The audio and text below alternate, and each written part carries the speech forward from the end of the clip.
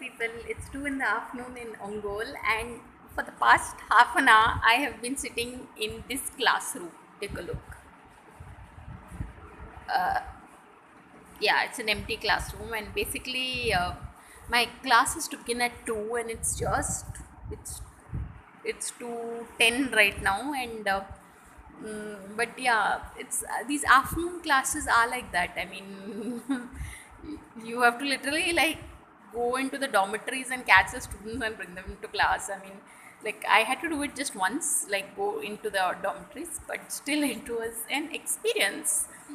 But these kids here in Ongole are very nice. They are very sweet, soft, very nice. But like I said, afternoon classes can get a bit. As a teacher, I'm already sleepy, so I can imagine the students. But that's life, right? So you know, having joined here as a faculty has taught me so much about human nature, human psychology. It's just very unique. So on that note, thanks for watching and please subscribe.